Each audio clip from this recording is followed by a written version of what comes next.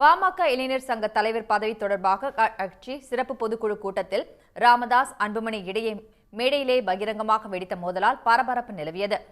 தனது பேச்சை கேட்கவில்லை என்றால் யாராக இருந்தாலும் கட்சியில் இருந்து விலகலாம் என அன்புமணியை நோக்கி ராமதாஸ் தெரிவித்ததால் பாமக தொண்டர்கள் அதிர்ச்சி அடைந்துள்ளனர்.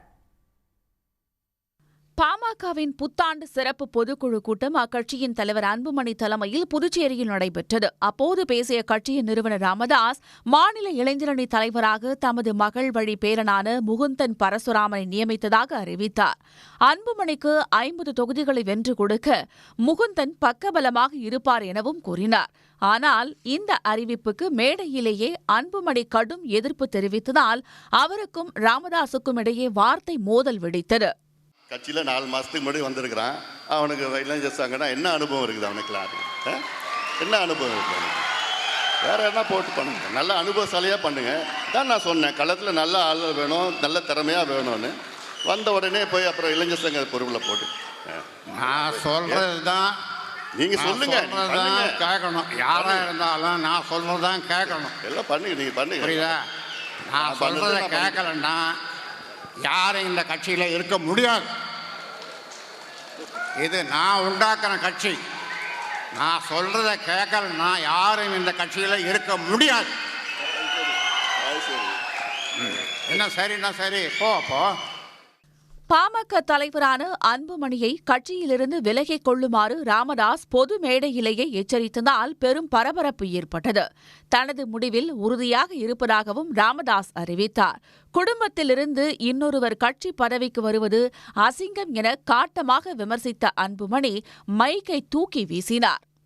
முகுந்தன் மீண்டும் சொல்றேன், மாநில இளைஞர் சங்க தலைவராக நியமிக்கப்படுகிறார். கை தட்டுங்கப்பா.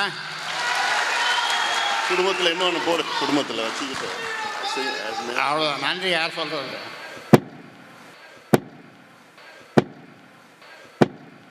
ராமதாஸின் செயலால் அதிருப்தி அடைந்த அன்புமணி பனையூரில் தாம் தனி அலுவலகம் அமைத்திருப்பதாக கூறியதுடன் அதன் தொலைபேசி எண்ணையும் மேடையிலேயே அறிவித்தார். சென்னையில் பனையூரில் எனக்கு ஒரு அலுவலகம் நான் வச்சிருக்கிறேன். ஒரு புதுசாக ஒன்று ஆரம்பிச்சிருக்கிறேன். அங்கே வந்து எல்லாம் என்னை பார்க்கலாம். பனையூரில், சென்னை பனையூரில் அலுவலகம் ஒன்று திறந்திருக்குது. 3வது தெருவில் வச்சிருக்குது. மீண்டும் சொல்லுகிறேன், உங்களுக்கு மாநில இளைஞர் சங்க தலைவர் முகுந்தன் பரசுராமன். 4446060628 குறிச்சிக்கங்க. என்ன தொடர்புகளெல்லாம் எல்லாம் வந்து எப்போனா பார்க்கலாங்க.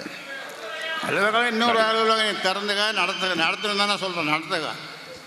அவர் உனக்கு உதவியாக இருக்க போகிறாரு. முகந்தான் உனக்கு உதவியாக இருக்க போகிறாரு. முடியாது. உனக்கு விருப்பம் இல்லைன்னா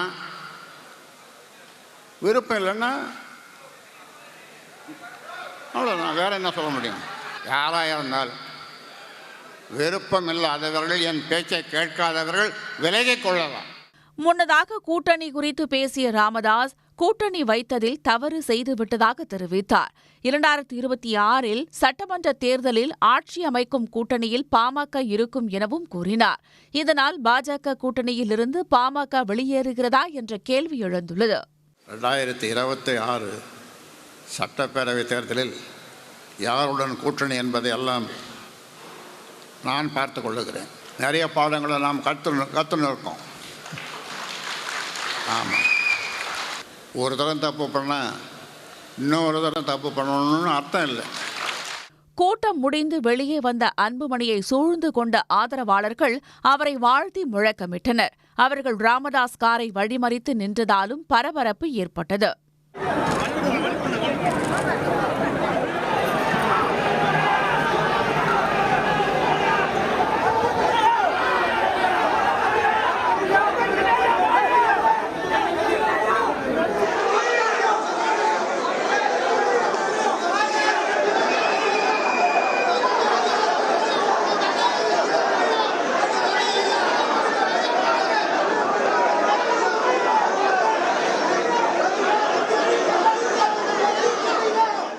அன்புமணி பாமக தலைவரான பின்னர் கௌரவ தலைவர் ஜி.கே. மணியின் மகனான தமிழ்குமரன் கடந்த 2022 பாமக இளைஞரணி தலைவராக நியமிக்கப்பட்டார்.